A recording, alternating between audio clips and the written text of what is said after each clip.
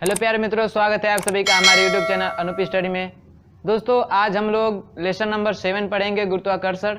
ठीक है, तो इस लेसन में हम लोग गुरुत्वाकर्षण और उससे संबंधित कुछ परिभाषाएं पढ़ेंगे, जैसे गुरुत्वीय क्षेत्र, ठीक है, गुरुत्वीय तीव्रता, गुरुत्वाकर्षण का नियतांक, न्यूटन का जो गुरुत्वाकर्षण नियतांक दे थे उसके बारे में, और क्या तो गुरुत्वीय विभव, गुरुत्वीय विभवांतर, इन सब के बारे में पढ़ेंगे। ठीक है, और फिर आगे मिलेगा आपको ग्रहों की गति के संबंध में केपलर का नियम, उपग्रह किसे कहते हैं, कृत्रिम उपग्रह किसे कहते हैं, यानी जो उपग्रह होते हैं वो मनुष्यों द्वारा भी बनाया जाता है, वो क्या होता है, ठीक है, उसके क्या नियम हैं, और भू अस्थायी उपग्रह क्या है, सब यानी उपग्रहों के बारे में पढ़ेंगे, उपग्रहों की ऊर्जा। तो चलिए शुरू करते हैं। देखिए हम लोग का लेसन है गुरुत्वाकर्षण। तो गुरुत्वाकर्षण किसे कहते हैं, बात आएगी ना कि गुरुत्वाकर्षण किसे कहते हैं, गुरुत्वाकर्षण क्या होता है। ठीक, तो सन 1686 ईस्वी में, किसमें, सन 1686 ईस्वी में हमारे वैज्ञानिक जो न्यूटन थे, कौन, न्यूटन, इन्होंने बताया कि पदार्थ के प्रत्येक कण एक दूसरे कण को, पदार्थ के प्रत्येक कण, जैसे मान लीजिए एक कण है तो ये दूसरे कण को अपनी ओर क्या करता है, आकर्षित करता है, यानी दूसरे कणों पे एक बल लगाता है, आकर्षण बल लगाता है। कैसा बल, आकर्षण बल लगाता है। इसी आकर्षण बल को, ठीक है, इसी आकर्षण बल को क्या बोलते हैं हम लोग, गुरुत्वाकर्षण बल। ये कण इस कण को आकर्षित करेगा, ये कण इसको आकर्षित करेगा, ये कण इस कण को आकर्षित करेगा, ये कण इसको आकर्षित करेगा। तो यही जो आकर्षण बल होता है उसी बल को गुरुत्वाकर्षण बल कहते हैं, गुरुत्वाकर्षण कहते हैं। किसने बताया था, न्यूटन ने। कौन से सन में, तो 1686 ईस्वी में। इतना बात क्लियर है। इन्होंने गुरुत्वाकर्षण से संबंधित एक नियम दिया जिसको बोलते हैं गुरुत्वाकर्षण, न्यूटन का गुरुत्वाकर्षण नियम। क्या, न्यूटन का गुरुत्वाकर्षण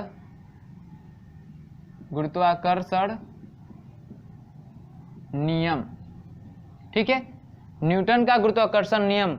उन्होंने इस नियम में क्या बताया था कि जो दो कण हैं जिनके बीच आकर्षण बल कार्य कर रहा है, ठीक है, आकर्षण यानी वही गुरुत्वाकर्षण बल, यानी दो पिंडों के बीच लगने वाला गुरुत्वाकर्षण बल उन दोनों पिंडों के द्रव्यमान के गुणनफल के समानुपाती तथा इनके बीच की दूरी के वर्ग के व्युत्क्रमानुपाती होता है।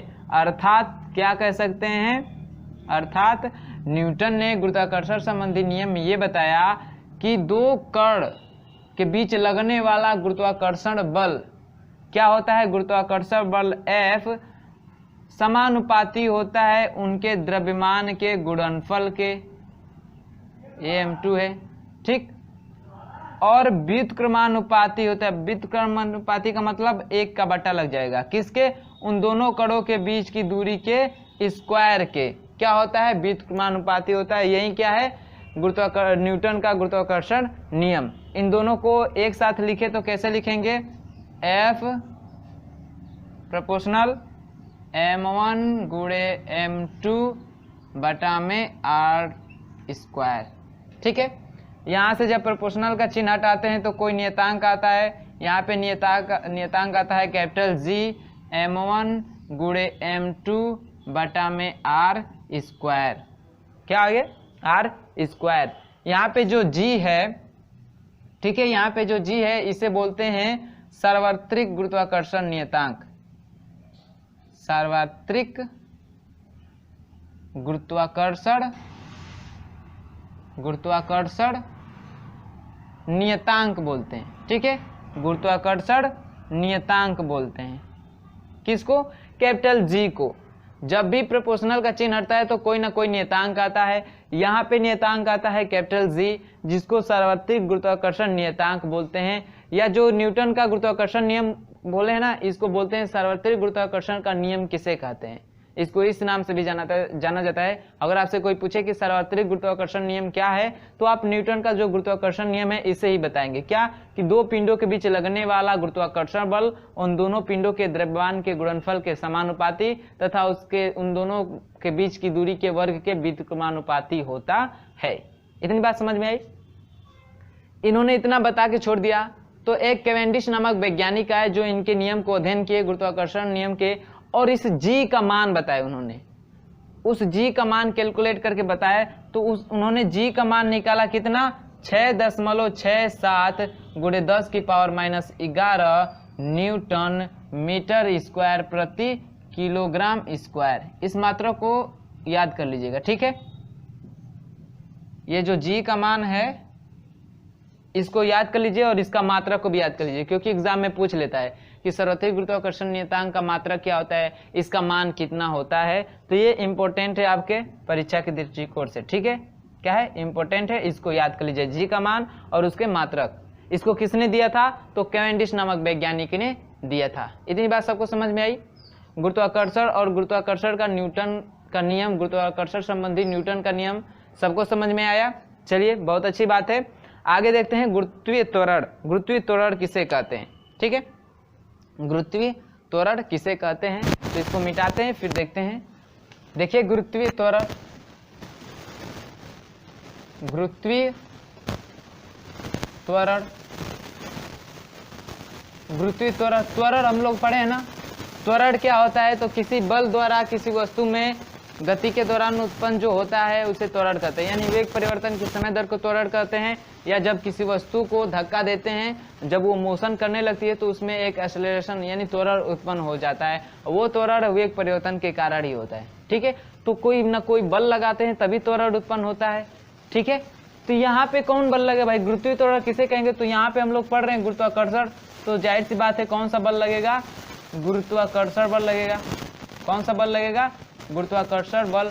तो गुरुत्वीय त्वरण की डिफिनीशन बताएंगे कि गुरुत्वाकर्षण बल द्वारा, ठीक है, गुरुत्वाकर्षण बल द्वारा किसी वस्तु में उत्पन्न त्वरण को गुरुत्वीय त्वरण कहते हैं।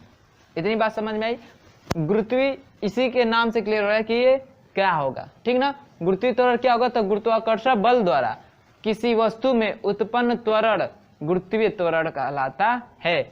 इसको दिखाते हैं किससे, तो स्मॉल जी से दिखाते हैं। गुरुत्वीय त्वरण को किससे दिखाते हैं, स्मॉल जी से। इसका मान होता है 9.8 मीटर पर सेकेंड स्क्वायर, या कभी कभी इसको 10 भी लिख देते हैं, क्या, 10 मीटर पर सेकेंड स्क्वायर, ठीक है।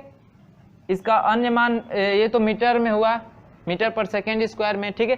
सेंटीमीटर पर सेकेंड स्क्वायर में क्या होता है, तो 981 सेंटीमीटर पर सेकेंड स्क्वायर होता है। किसका मान, जी का ही मान।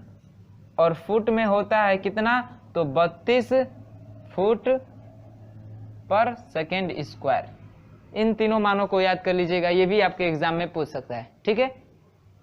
एक और बात याद रखने की चीज है कि जो गुरुत्वाकर्षण बल होता है, पृथ्वी तल से ऊपर जाएंगे तो जी का मान क्या होगा, कम होगा, और पृथ्वी तल से नीचे जाएंगे तब भी जी का मान क्या होगा, कम होगा। इतनी बात सबके समझ में आई। यानी पृथ्वी तल से, कहाँ से, पृथ्वी तल से ऊपर जाएंगे या नीचे जाएंगे तो जी का यानी गुरुत्वीय त्वरण का मान क्या होता है, घटता है, ठीक है।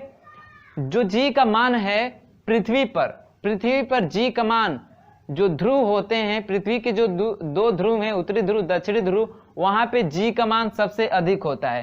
कहाँ पे, जी का मान सबसे अधिक होता है। कहाँ होता है, तो ध्रुवों पर। पूछता है कि गुरुत्वीय त्वरण का मान सबसे अधिक कहाँ होता है, तो ध्रुवों पर होता है। और कम कहाँ पे होता है, कम कहाँ पे होता है, तो विषुवत रेखा पर। कहाँ पे, विषुवत रेखा पर। विषुवत रेखा पर जी का मान क्या होता है, कम होता है। इतनी बात समझ में आई। जी कम होता है, जी का मान क्या होता है, कम होता है। कहाँ पे, विषुवत रेखा पे। और सबसे ज्यादा क्या होता है, तो पृथ्वी के ध्रुवों पे सबसे ज्यादा होता है गुरुत्वाकर्षण बल। और सबसे बड़ी बात ये याद रखना है कि पृथ्वी तल से ऊपर और नीचे जाने पे जी का मान घटता है। इतनी बात समझ में आई। और जी गुरुत्वीय त्वरण किसे दिखाते हैं, जी का, इसका मान ये सब है। और मात्रक क्या होता है इसका, यहाँ पे लिखा हुआ है मीटर पर सेकेंड स्क्वायर या सेंटीमीटर पर सेकेंड स्क्वायर, फीट पर, यानी अन्य अन्य पद्धति में इसका अन्य मात्रक होता है, ठीक है। यानी मीटर पर सेकेंड स्क्वायर इसका मात्रक होता है, MKS पद्धति में या SI पद्धति में। इतनी बात सबको समझ में आई। चलिए आगे देखिए गुरुत्वीय क्षेत्र क्या होता है। ठीक है, कोई भी वस्तु होगा उससे उसमें गुरुत्वाकर्षण बल है तो भाई उसके चारों तरफ एक क्षेत्र भी उत्पन्न होता होगा जिसको हम लोग गुरुत्वीय क्षेत्र बोलते हैं। ठीक है, तो गुरुत्वीय क्षेत्र को क्या करेंगे, डिफाइन कैसे करेंगे, यहाँ पे देख लीजिए। गुरुत्वीय क्षेत्र जैसे चुंबकीय क्षेत्र पढ़े आप लोगों ने ना, चुंबकीय क्षेत्र क्या कहते हैं, चुंबकीय क्षेत्र या विद्युत क्षेत्र, चुंबकीय क्षेत्र, विद्युत क्षेत्र, एक होता है गुरुत्वीय क्षेत्र। ठीक है, तो चुंबकीय क्षेत्र किसे कहते हैं, तो किसी चुंबक के आसपास का वह क्षेत्र जिसके करीब जाने पर या उस क्षेत्र में जाने पर चुंबकीय बल का अनुभव करते हैं उसे गुरुत्वीय क्षेत्र कहते हैं। विद्युत क्षेत्र किसे कहते हैं, तो किसी चार्ज पार्टिकल के चारों तरफ का वह क्षेत्र जिसमें जाने पर हमको विद्युत का आभास होता है। ठीक है, किसका आभास होता है, विद्युत का आभास होता है, विद्युतीय क्षेत्र कहते हैं। उसी प्रकार गुरुत्वीय क्षेत्र की भी परिभाषा आप बताएंगे कि किसी पदार्थ के कण के चारों तरफ का वह क्षेत्र जिसमें जाने पर हम गुरुत्वाकर्षण बल का अनुभव करते हैं उसे हम गुरुत्वीय क्षेत्र कहते हैं। इतनी बात समझ में आई ना। तो बस यही डिफिनीशन है गुरुत्वीय क्षेत्र की कि किसी पदार्थ के पार्टिकल के चारों तरफ का वह क्षेत्र जिसमें जाने पर हम गुरुत्वाकर्षण बल का अनुभव करते हैं उसे गुरुत्वीय क्षेत्र कहते हैं। इतनी बात सबको समझ में आई। ठीक है, तो इसको नोट करिए। अब हम देते हैं आगे पढ़ते हैं, अगला टॉपिक है हम लोग का गुरुत्वीय क्षेत्र की तीव्रता। गुरुत्वीय क्षेत्र की तीव्रता, इसमें एक फार्मूला आएगा। ठीक है, जो आपको न्यूमेरिकल्स उस पर आ सकते हैं, तो इन सबको नोट करिएगा। फिर हम लोग देखते हैं गुरुत्वीय क्षेत्र की तीव्रता। चलिए देखते हैं गुरुत्वीय क्षेत्र की तीव्रता। गुरुत्वीय क्षेत्र की तीव्रता। ठीक है, तो इसकी डिफिनेशन क्या बताएंगे, तो गुरुत्वीय क्षेत्र की तीव्रता इसके वो बताएंगे, इसको डिफाइन करेंगे कि गुरुत्वीय क्षेत्र में, किसमें, गुरुत्वीय क्षेत्र में रखे एकांक द्रव्यमान के पिंड पर जितना बल कार्य करता है उसे हम लोग क्या बोलते हैं, गुरुत्वीय क्षेत्र की तीव्रता या गुरुत्वीय बल कहते हैं। इतनी बात सबको समझ में आई। तो क्या बोला, गुरुत्वीय क्षेत्र की तीव्रता, इसको आई से दिखाते हैं। ठीक है, तो गुरुत्वीय क्षेत्र की तीव्रता क्या कर रहा है कि गुरुत्वीय क्षेत्र में, ठीक है, गुरुत्वीय क्षेत्र की तीव्रता की परिभाषा बताएंगे। तो गुरुत्वीय क्षेत्र में रखे एकांक द्रव्यमान, एकांक का मतलब बटे में और द्रव्यमान मतलब m, तो गुरुत्वीय क्षेत्र में रखे एकांक द्रव्यमान पर लगने वाले बल को हम लोग क्या बोलते हैं, गुरुत्वीय क्षेत्र की तीव्रता कहते हैं। इतनी बात सबको समझ में आई। तो क्या होता है, I बराबर, इसको दिखाते किससे हैं, I से, तो I बराबर क्या हो जाएगा, F/m। इतनी बात क्लियर है। और इसको आगे बढ़ाएंगे तो आपका आ जाएगा क्या, I बराबर, तो आ जाएगा क्या, देखिए यहाँ पे F का मान रख देंगे हम लोग, कितना, F बराबर क्या होता है, G स्मॉल m, एक और m होता है ना, m1 m2, तो एक को स्मॉल मान लेते हैं, एक को कैपिटल मान लेते हैं। ठीक है, बटा में r², यही होता है ना। इसका मान यहाँ पे रख देंगे तो क्या हो जाएगा, G small m capital M अब बटे में m r², यहाँ से m से m कट जाएगा तो I बराबर क्या आ जाएगा, G कैपिटल M बटे में r²। ये भी फार्मूला आप लोग याद कर सकते हैं और इसको भी। ठीक है, इन दोनों फार्मूलों को आप लोग क्या करिए, नोट कर लीजिए। गुरुत्वीय क्षेत्र की तीव्रता क्या होती है, तो गुरुत्वीय क्षेत्र में रखे किसी एकांक द्रव्यमान के पिंड पर लगने वाले बल को हम लोग क्या बोलते हैं, गुरुत्वीय क्षेत्र की तीव्रता या गुरुत्वीय बल बोलते हैं। इसको I से डिनोट करते हैं, I बराबर F/m। ठीक है, इसके डिफिनीशन अनुसार F का मान रखेंगे तो क्या हो जाएगा, m से m कट जाएगा, इतना मान आएगा। इतनी बात क्लियर है। चलिए अगला है आपका गुरुत्वीय विभव। क्या है, गुरुत्वीय विभव। तो विभव सब लोग पढ़े हैं, गुरुत्वीय विभव, तो विभव के बारे में सब लोग समझते हैं। विभव क्या होता है, तो अनंत से किसी चार्ज पार्टिकल को किसमें, विद्युत क्षेत्र में लाने में जो किया गया कार्य होता है वही क्या होता है, विभव कहलाता है। यहाँ पे गुरुत्वीय विभव है, तो चार्ज पार्टिकल को विद्युत क्षेत्र में लाते हैं, तो यहाँ पे कहाँ पे लाएंगे, गुरुत्वीय क्षेत्र में। किसको, किसी कण को। ठीक है, विभव में चार्ज पार्टिकल को लाते थे, ठीक है, विद्युत क्षेत्र में। यहाँ पे किसी कण को लाएंगे कहाँ पे, गुरुत्वीय क्षेत्र में। तो डिफिनीशन बताएंगे गुरुत्वीय विभव की कि किसी कण को अनंत से गुरुत्वीय क्षेत्र में किसी बिंदु पर लाने में जो किया गया कार्य होता है वही कहलाता है क्या हम लोग का गुरुत्वीय विभव। ठीक है, गुरुत्वीय विभव इसको डिनोट किसे करते हैं, v से डिनोट करते हैं। किससे, v से। तो v बराबर क्या होता है, माइनस w बाई क्या m। m क्या होगा, तो भाई कोई पार्टिकल होता है उसका द्रव्यमान होगा ना, या इसको ऐसे भी बोल सकते हैं कि गुरुत्वीय क्षेत्र में किसी एकांक द्रव्यमान के पिंड को लाने में किया गया कार्य क्या कहलाता है, गुरुत्वीय विभव कहलाता है। बात सबको समझ में आई। ये माइनस चिन्ह क्यों आपको कंफ्यूजन कर रहा है, तो इसको समझा देते हैं। देखिए, तो इसमें जो हम लोग को लाते हैं अनंत से गुरुत्वीय क्षेत्र में ना जिस पिंड को, तो वो जो कार्य करना पड़ता है वो ऋणात्मक कार्य करना पड़ता है। ठीक है, गुरुत्वीय क्षेत्र के विपरीत कार्य करना पड़ता है, तो इस कारण ये माइनस होता है। ठीक है, क्यों होता है, तो गुरुत्वीय क्षेत्र के विपरीत हमको कार्य करना पड़ता है, इसलिए माइनस चिन्ह होता है, कार्य इसमें ऋणात्मक होता है। इतनी बात समझ में आई। तो गुरुत्वीय विभव किसे कहते हैं, तो गुरुत्वीय क्षेत्र में किसी एकांक पिंड के द्रव्यमान को एक बिंदु तक लाने में जो किया गया कार्य होता है वही क्या कहलाता है, गुरुत्वीय विभव। ऐसे गुरुत्वीय विभवांतर, विभवांतर का मतलब अंतर, इसका मतलब दो बिंदु होगा। ठीक है, क्या होगा, दो बिंदु। अगला आपका टॉपिक है गुरुत्वीय विभवांतर। गुरुत्वीय विभवांतर, ठीक है, गुरुत्वीय विभवांतर, इसको वही डिफिनेशन सेम है। ठीक है, लेकिन सेम का मतलब बात वही है, बस उसमें अनंत से ला रहे थे, इसमें गुरुत्वीय क्षेत्र की बात करेंगे। ठीक है, तो गुरुत्वीय क्षेत्र में कहाँ पे, गुरुत्वीय क्षेत्र में किसी एक बिंदु से दूसरे बिंदु तक, ठीक है, एकांक द्रव्यमान को कण को ले जाने में जो किया गया कार्य होता है वो कहलाता है क्या, गुरुत्वीय विभवांतर। जैसे मान लीजिए ये बी है, ए बिंदु ए है और ये बी है। ठीक है, यहाँ पे इसका द्रव्यमान एम ए है और यहाँ पे इसका द्रव्यमान एम बी है। ठीक है, तो बताएंगे कि किसी एकांक द्रव्यमान के कण को किसी एक बिंदु से दूसरे बिंदु तक ले जाने में जो किया गया कार्य होता है वो कहलाता है विभवांतर। और किसमें, तो गुरुत्वीय क्षेत्र में। ठीक है, इसको दिखाते हैं इसे। यहाँ पे विभवांतर क्या होगा, वी ए होगा और यहाँ पे विभव क्या होगा, वी बी होगा। हमको विभवांतर अंतर चाहिए ना, तो V B minus V A, V B minus V A बराबर क्या होता है, वही डब्ल्यू बाई एम। क्या होता है, डब्ल्यू बाई एम। इतनी बात सबको समझ में आई। तो इन दोनों फार्मूले को नोट कर लीजिए आप लोग, गुरुत्वीय विभव और गुरुत्वीय विभवांतर के फार्मूले को, इन दोनों को आप लोग क्या कर रही है, नोट कर लीजिए। ठीक है, इसका, हाँ, इन दोनों का मात्रा की बात कर ले। ठीक है, गुरुत्वीय विभव और गुरुत्वीय विभवांतर का, तो दोनों का मात्रा क्या होता है, जूल प्रति किलोग्राम। क्या होता है, इन दोनों का मात्रा क्या होता है, जूल प्रति किलोग्राम। ठीक है, जूल प्रति किलोग्राम क्या होता है, इसका मात्रक होता है दोनों का। इतनी बात सबको समझ में आई। और दोनों, और जो विभव होता है वो क्या होता है, ऋणात्मक होता है, गुरुत्वीय विभव। इतनी क्लियर है।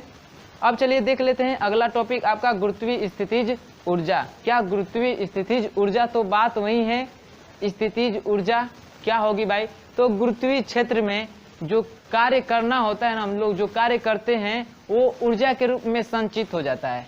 ठीक है, ऊर्जा के रूप में संचित हो जाता है और उसी ऊर्जा को हम लोग गुरुत्वीय स्थितिज ऊर्जा का नाम दे देते हैं। ठीक है, तो गुरुत्वीय क्षेत्र में जो पिंड पे कार्य करना पड़ता है, ठीक है, वो जो कार्य है उसमें, उस पिंड में स्थितिज ऊर्जा के रूप में क्या हो जाता है, यानी ऊर्जा के रूप में संचित हो जाता है, जिसे हम लोग गुरुत्वीय स्थितिज ऊर्जा कहते हैं। उसका फार्मूला क्या होता है, ठीक है, गुरुत्वीय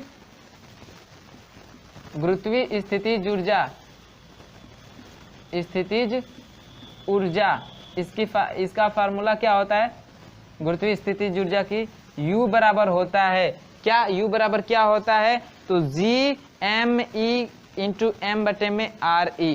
क्या होता है, जी एम ई बटे में इंटू एम बटे में आर ई। ये होता है क्या, गुरुत्वीय स्थितिज ऊर्जा का फार्मूला।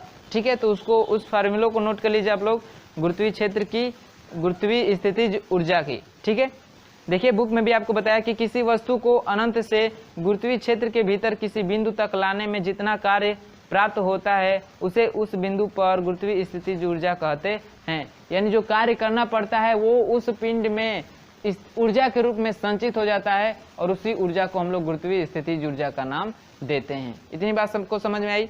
ये जो इसमें जो गुरुत्वीय अनंत से ला रहे हैं ना, अनंत से ला रहे हैं गुरुत्वीय क्षेत्र में, तो उसमें कार्य ऋणात्मक होता है। तो यहाँ पे जो गुरुत्वीय स्थितिज ऊर्जा होती है ये भी क्या होती है, ऋणात्मक होती है। क्या होती है, ऋणात्मक। तो यहाँ पे चिन्ह लगा दीजिए किसका, ऋणात्मक का। इतनी बात सबको समझ में आई। ठीक, तो आगे देख लेते हैं किसमें रिलेशन दिया है आपका गुरुत्वीय त्वरण जी तथा गुरुत्वाकर्षण नियतांक। जो सर्वाधिक गुरुत्वाकर्षण नियतांक न्यूटन के गुरुत्वाकर्षण नियम में जो जी, कैपिटल जी था, उसमें कैपिटल जी और स्मॉल जी में संबंध क्या होता है उसको देख लेते हैं। तो कैपिटल जी और स्मॉल जी में संबंध होता है। ठीक है, यहाँ पे देख लीजिए, बहुत छोटा सा एक इसके बीच का रिलेशन का बस आपका फार्मूला याद रखना है जो आपको न्यूमेरिकल सॉल्व करने में मदद करेगा। तो क्या, स्मॉल जी और कैपिटल जी में संबंध क्या होता है, तो स्मॉल जी बराबर होता है कैपिटल जी एम ई बटे में आर ई। यही क्या होता है, संबंध होता है कैपिटल जी और स्मॉल जी में। इतनी बात सबको क्लियर है। क्या होता है, यहाँ पे स्क्वायर होता है ना, गुरुत्वाकर्षण नियम था, दोनों पिंडों के द्रव्यमान का गुणनफल के समानुपाती तथा दूरी के वर्ग के व्युत्क्रमानुपाती होता है। तो यहाँ पे आर ई स्क्वायर होता है, यानी स्मॉल जी बराबर कैपिटल जी एम ई बटे में आर ई स्क्वायर। जी क्या है, सर्वाधिक गुरुत्वाकर्षण नियतांक है। जी क्या है, गुरुत्वीय त्वरण है। एम ई क्या है, तो अर्थ ऑफ मास है, मास ऑफ अर्थ है। और आर ई क्या है, तो earth of radius of earth है। ठीक है, यानी पृथ्वी की त्रिज्या है, ये पृथ्वी का द्रव्यमान है, ये सर्वाधिक गुरुत्वाकर्षण नियतांक है और ये गुरुत्वीय त्वरण है। ये है स्मॉल जी और कैपिटल जी में संबंध। तो इसको आप लोग एकदम याद कर जाइए इस संबंध को। ठीक है, ये आपको न्यूमेरिकल से जरूर आएंगे। इतनी बात क्लियर है। चलिए अब हम लोग थोड़ा पढ़ लेते हैं ग्रहों की गति से संबंधित किसका नियम, केपलर का नियम। जो केपलर वैज्ञानिक थे वो ग्रहों के बारे में अध्ययन किए, यानी ग्रहों की जो गति होती है उसके बारे में नियम दिए थे अपना, उनके बारे में अपनी थ्योरी कुछ बताए थे। ठीक है, तो चलिए उसको समझ लेते हैं। चलिए दोस्तों, तो ग्रहों से संबंधित जो केपलर का नियम था, ठीक है, उन्होंने 3 नियम दिया था। प्रथम नियम को कक्षा का नियम कहते हैं, द्वितीय नियम को क्षेत्रफलीय चाल का नियम कहते हैं और तृतीय नियम को प्रकीर्णन काल का नियम कहते हैं। जिसमें से जो तीसरा नियम है इंपॉर्टेंट है, उस पे न्यूमेरिकल आपस के सॉल्व होते हैं। ठीक है, तीसरा नियम क्या है, बहुत ज्यादा इंपॉर्टेंट है। तो आपको स्क्रीन पे दिखाया जा रहा है, इन सारे नियमों को आप लोग पढ़ लीजिए। और जो तीसरा नियम है उसके जो फार्मूला है टी स्क्वायर बराबर क्या है, टी प्रोपोर्शनल अल्फा क्यूब है। ठीक है ना, T square proportional alpha cube है या ए क्यूब, कहीं पे अल्फा क्यूब लिखता है, कहीं पे ए क्यूब लिखता है। ठीक है, तो देखिए पहला नियम मैं पढ़ रहा हूं, कह रहा है कि सभी ग्रह सूर्य के चारों ओर दीर्घ कक्षाओं में, दीर्घ वृत्ताकार कक्षाओं में परिक्रमण करते हैं तथा सूर्य कक्षाओं के एक फोकस पर होता है। मतलब समझिए, कह रहा है कि ये सूर्य है, ठीक है, क्या ये सूर्य है, और जो ग्रह होते हैं इस सूर्य के चारों तरफ दीर्घ वृत्ताकार कक्ष में क्या करते हैं, परिक्रमा करते हैं। ऐसे कई सारे ग्रह इसके दीर्घ वृत्ताकार कक्ष में क्या करते हैं, परिक्रमण करते हैं। और जो सूर्य होता है इस दीर्घ वृत्ताकार का जो केंद्र होता है ना, समझिए वहां पे क्या होता है, ये सूर्य होता है। यानी उस दीर्घ वृत्ताकार के फोकस पे क्या होता है, सूर्य होता है। ये कहता है आपका केपलर का पहला नियम, किससे, ग्रहों से संबंधित। ठीक है, दूसरा नियम देखिए क्या कह रहा है, ये क्षेत्रीय चाल का नियम कह रहा है ना, कह रहा है किसी भी ग्रह को सूर्य से मिलाने वाली रेखा समान समय अंतराल में समान क्षेत्रफल पार करती है। क्या करती है, समान क्षेत्रफल पार करती है। अर्थात ग्रह की क्षेत्रफलीय चाल क्या होती है, नियत होती है। और सबसे ज्यादा इंपॉर्टेंट है आपका तीसरा नियम, जो आपके स्क्रीन पे अभी भी दिख रहा है, क्या है कि किसी भी ग्रह का सूर्य के चारों ओर परिक्रमण काल का वर्ग उसकी दीर्घ वृत्ताकार कक्षा के अर्ध दीर्घ अक्ष की तृतीय घात के अनुक्रमानुपाती होता है। यानी टी स्क्वायर प्रोपोर्शनल ए क्यूब। ठीक है, टी क्या है, तो आवर्त काल है। ठीक है, क्या है, प्रकीर्णन काल, सॉरी आवर्त काल नहीं, प्रकीर्णन काल है। प्रकीर्णन जो परिक्रमा करता है उसके चारों तरफ उसका समय है। क्या, तो जो टी है वो क्या है, प्रकीर्णन काल है, किसका? तो ग्रहों का। किसके चारों तरफ? सूर्य के चारों तरफ घूमने का। और ए क्या है? तो अर्ध दीर्घ अक्ष की तृतीय घात। अर्ध दीर्घ अक्ष, अर्ध दीर्घ अक्ष की क्या है? तृतीय घात के बराबर होता है क्या? उसके सूर्य के चारों तरफ घूमने वाले जो ग्रह हैं उनका परिक्रमा काल का स्क्वायर जो होता है अर्ध दीर्घ कक्ष के तृतीय घात के समानुपाती होता है। अर्थात क्या आपको फार्मूला निकल के आएगा यहाँ पे? टी स्क्वायर प्रोपोर्शनल ए क्यूब। ठीक है, ये फार्मूला आपका बहुत ज़्यादा क्या है? इम्पोर्टेंट है इस ग्रहों द्वारा केपलर के नियम में। तो इस फार्मूले को आप लोग याद कर लीजिए। ठीक है, आगे आपका जो ग्रह उपग्रह है, पलायन वेग है, कृत्रिम उपग्रह है, फिर कृत्रिम उपग्रहों के उपयोग से हैं, इसके बारे में हम लोग अगले वीडियो में देखेंगे। ठीक है, तो अभी तक का वीडियो आप लोगों को पसंद आया तो वीडियो को लाइक करिए, अपने दोस्तों में शेयर करिए, और जो लोग चैनल पे नए हैं वो चैनल को सब्सक्राइब करके हमारे साथ जुड़ जाइए और बेल आइकन को प्रेस कर लीजिए। ठीक है, इससे क्या होगा कि जब भी हम लोग वीडियो अपलोड करेंगे उसके नोटिफिकेशन आपको समय से मिलते रहेंगे। तो चलिए आगे उपग्रहों, पलायन वेग जो कि काफ़ी इंपॉर्टेंट है। पलायन वेग आपको एग्जाम में जरूर पूछ देगा कि पृथ्वी पे पलायन वेग क्या होता है, चंद्रमा पे पलायन वेग क्या होता है, या पलायन वेग क्या होता है, इसके बारे में आपसे कोई पूछ भी सकता है। ठीक है, तो इसके बारे में देखेंगे अगले वीडियो में। तब तक के लिए बाय बाय, मिलते हैं अगले वीडियो में।